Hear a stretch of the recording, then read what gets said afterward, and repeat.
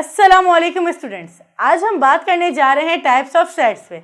इससे पहले मैंने अपनी लास्ट वीडियो में जो आपसे डिस्कशन किया था वो की थी नोटेशंस पे कि हमारे पास नोटेशंस यानी कितने टाइप्स ऑफ सेट्स रिप्रेजेंटेशंस होते हैं, कितने टाइप्स से हम सेट्स को रिप्रेजेंट कर सकते हैं, जिसके अंदर मैंने आपको 3 टाइप्स पे डिस्कशन भी किया था।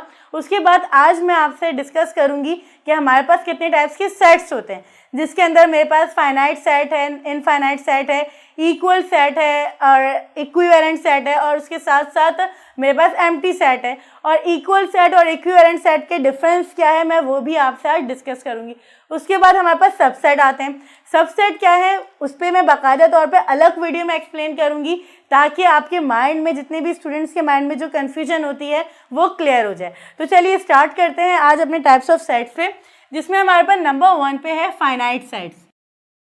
फाइनाइट सेट्स होते क्या हैं? बेसिकली ऐसे सेट्स जिसके अंदर आपको बताया जाए कि वो स्टार्ट कहाँ से हो रहे हैं और एंड कहाँ पे हो रहे हैं, यानी कि आपको स्टार्टिंग और एंडिंग पॉइंट दोनों दिए जाएं, वो कहलाते हैं फाइनाइट सेट्स। या इसी तरीके से आप ये कह लें कि जिनकी एक लिमिट्स हो कि वो कहाँ पे स्टार्ट हो गए कहाँ पे एंड हो रहे हैं, वो कहलाते हैं हमारे पास फाइनाइट सेट। एक एग्जाम्पल ले लेते हैं इसकी, और एग्जाम्पल है मेरे पास A is equals to set of English alphabet.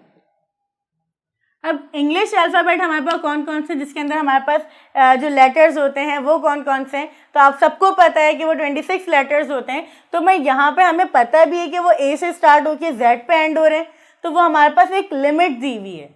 हमारे पास उसकी मतलब काउंटिंग हमें पता है कि उसमें नंबर ऑफ लेटर्स कितने हैं, हम वो यहाँ पे लिख देंगे। ऐसा तो नहीं है कि वो हमें ये पता है कि A से स्टार्ट हो रहे हैं कहाँ तक जा रहे हैं, या ऐसा नहीं है कि हमें एंड पता है स्टार्टिंग नहीं पता। यहाँ पे हमें स्टार्टिंग भी पता है और एंडिंग भी पता है कि वो A से स्टार्ट होकर Z पे एंड हो रहे हैं, तो इसलिए वो कौन से सेट कहलाएंगे हमारे पास? Finite set. तो मैं इसे किस तरीके से लिखूंगी टेबुलर फॉर्म में? A B C and onwards, ये एंड कहाँ पे हो रहे हैं मेरे पास? Z पे, तो मैं यहाँ पे ये Z पे एंड कर दूँगी। तो चलिए अपनी नेक्स्ट एग्जाम्पल की तरफ चलते हैं। हमारे पास है next example B is equals to set of prime numbers less than 15। यानी कि अब यहाँ पे आपसे बात की जा रही है कि आपको सेट बनाना है, लेकिन किसका? प्राइम नंबर्स का, और लेस देन 15 यानी 15 से कम। अब प्राइम नंबर्स क्या है ये मैं आपको अपनी फर्स्ट वीडियो में डिस्कस कर चुकी हूँ आपके साथ कि प्राइम नंबर्स कौन से सेट्स होते हैं, कौन से नंबर्स होते हैं। तो चलिए डायरेक्ट मैं यहाँ पे टेबुलर फॉर्म बनाती हूँ इसकी। B इज इक्वल्स टू, अब इसके एलिमेंट्स लिखूंगी। मुझे क्या करना है? Prime numbers less than 15। तो स्टार्ट करते हैं 1 2 3 5 7 11 एंड 13।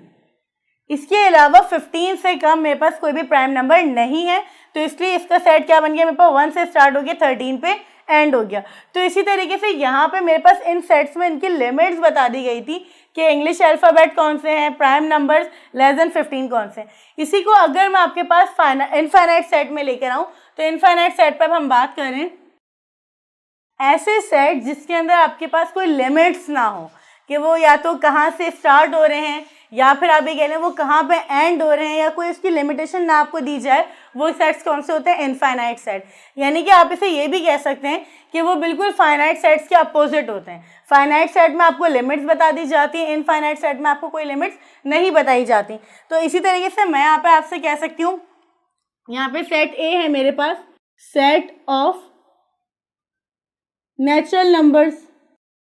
अब मुझे ये बताइए नेचुरल नंबर स्टार्ट कहाँ से हो रहे हैं और एंड कहाँ पे हो रहे हैं? हमें ये तो पता है कि वो स्टार्ट कहाँ से हो रहे हैं, 1 से हो रहे हैं, लेकिन क्या ये पता है कि वो कहाँ तक काउंटिंग चल रही है? काउंटिंग तो हमारे पास अनकाउंटेबल है, वो कंटिन्यूसली चलती जा रही है, तो यहाँ पे कोई एंडिंग पॉइंट इसका नहीं दिया हुआ।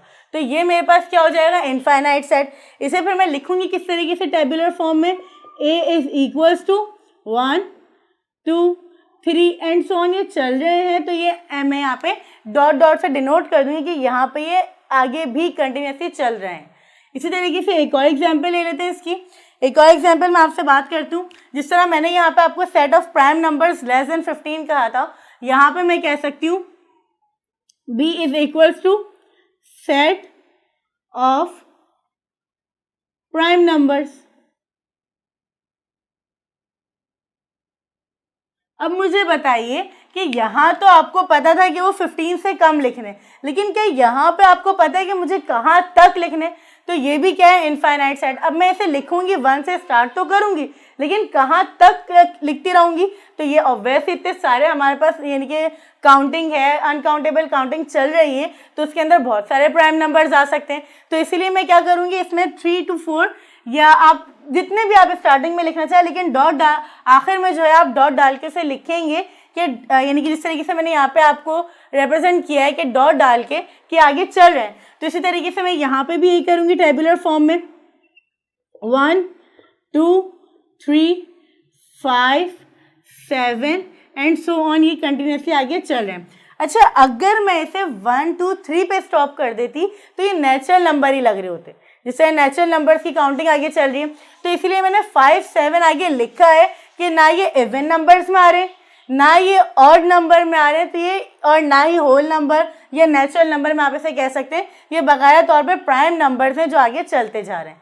तो इसी तरीके से आप भी कोशिश कीजिए कि जो भी आप एलिमेंट लिखें वो उसके आगे उसके एक पैटर्न चलता रहे, आप उस पैटर्न से फॉलो कर सकें। जैसे कि यहाँ तक अगर मैं 7 तक लिख रही हूँ तो उसके आगे आप पैटर्न फॉलो कर सकें कि ये प्राइम नंबर्स हैं। अगर मैं सिर्फ 3 तक लिख के छोड़ देती तो आप इसे नेचुरल नंबर्स भी कह सकते थे, या अगर मैं सिर्फ लिखती 1 3 5 7 लिखती हूँ और उसके आगे डॉट डालती हूँ तो इसका मतलब फिर आप ये बोलेंगे कि ये ऑड नंबर्स हैं। तो इसीलिए मैं आपसे कह रही हूँ कि पैटर्न यानी कि नंबर्स एटलीस्ट इतने डिजिट्स लिखिएगा कि आगे कोई भी इसे देख के पैटर्न फॉलो कर सके। तो यहाँ पे हमारे इनफाइनाइट सेट्स एंड होता है। चलिए अब बात करते हैं इक्वल सेट पे।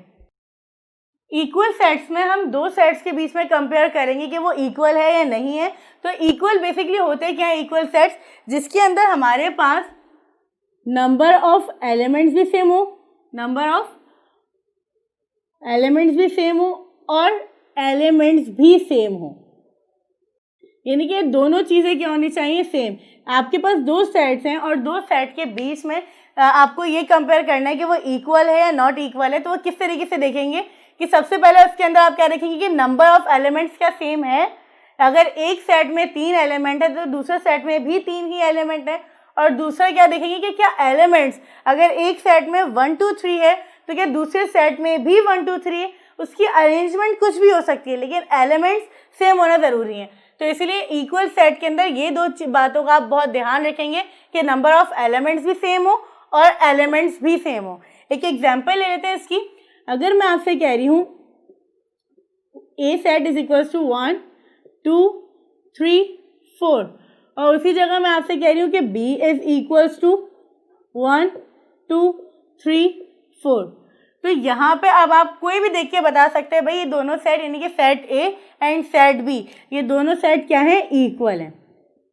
लेकिन अगर मैं सेट बी को इसी तरीके से थोड़ी सी अरेंजमेंट आगे पीछे कर दूं और मैं आपसे बोलूं ए इज इक्वल्स टू 2 4 6 8 और वहीं पे मेरे पास बी सेट है 4 6 2 एंड 8, तो अब मुझे बताइए क्या अब भी ये दोनों सेट इक्वल होंगे? बिल्कुल होंगे। क्यों? मैंने आपसे क्या कहा, नंबर ऑफ एलिमेंट्स भी होने चाहिए सेम। तो देखिए इसमें कितने नंबर ऑफ एलिमेंट है 4 और इसमें भी कितने नंबर ऑफ एलिमेंट्स हैं 4। फिर उसके बाद दूसरी कंडीशन मैंने आपसे क्या कही कि एलिमेंट्स भी सेम होने चाहिए। अब यहाँ पे क्या है 2 4 6 8, तो मुझे बताइए क्या यहाँ पे 2 है? बिल्कुल है, 4 भी है, 6 भी है एंड 8 भी है। बस डिफरेंस क्या है कि उनकी अरेंजमेंट चेंज है। तो इससे कोई फर्क नहीं पड़ता है इक्वल सेट में कि उसकी अरेंजमेंट क्या है। बस आपको दो कंडीशन फुलफिल होनी चाहिए कि एक नंबर ऑफ एलिमेंट भी सेम हो और हमारे पास एलिमेंट्स भी सेम हो। तो यहाँ पे भी मैं आपसे क्या कहूँगी कि ए इज इक्वल्स टू बी है। ठीक है, तो ये मेरे पास इक्वल सेट आ गए। अब जब बात होगी इक्विवेलेंट सेट पे, तो इक्विवेलेंट सेट में क्या डिफरेंस है वो देख लेते हैं। इक्विवेलेंट सेट से जब बात करते हैं तो इक्विवेलेंट सेट में हमारे पास क्या है, नंबर ऑफ एलिमेंट्स तो सेम होने चाहिए लेकिन एलिमेंट्स क्या है वो कुछ भी हो सकते हैं। अगर एक सेट में 1 2 3 है और दूसरे में ABC है तो वो भी कोई मैटर नहीं करता, बस नंबर ऑफ एलिमेंट सेम होने चाहिए, वो इक्विवेलेंट सेट कहलाएगा। इक्वल सेट पे मैंने आपसे क्या बात कही कि एलिमेंट्स और नंबर ऑफ एलिमेंट्स दोनों सेम होने चाहिए, लेकिन जब मैं इक्विवेलेंट पे आऊँगी तो वहाँ पे क्या है, number of elements should be same. बस इसमें यही एक कंडीशन है कि नंबर ऑफ एलिमेंट्स सेम होने चाहिए। अब मैं यहाँ पे आपसे कहती हूँ A is equals to A B C D, और वहीं पे मैं आपसे कह रही हूँ कि मेरे पास B सेट है, B इज इक्वल्स टू 1 2 3 4। तो क्या ये दोनों एक दूसरे के इक्विवेलेंट है? बिल्कुल। इक्वल तो ये नहीं हो सकते। एक कंडीशन क्या है कि नंबर ऑफ एलिमेंट सेम है, तो आप लोग फौरन बोलेंगे भाई इक्वल में भी तो था, लेकिन इक्वल में दूसरी कंडीशन भी थी कि वो एलिमेंट्स भी सेम होने चाहिए। क्या यहाँ पे एलिमेंट सेम है? नहीं है। तो इसका मतलब A इक्विवेलेंट है B के। A is equivalent to B set. यहाँ पे मतलब मेरे पास क्या है कि A सेट इक्विवेलेंट है B सेट के। तो मेरे पास यहाँ पे क्या है कि A इक्विवेलेंट है B सेट के। यहाँ पे अब देखिए नंबर ऑफ एलिमेंट सेम थे लेकिन एलिमेंट सेम नहीं थे। चलिए अब बात करते हैं फिर हम अपने नल सेट पे और एम्प्टी सेट पे। नल सेट्स कौन से सेट्स होते हैं?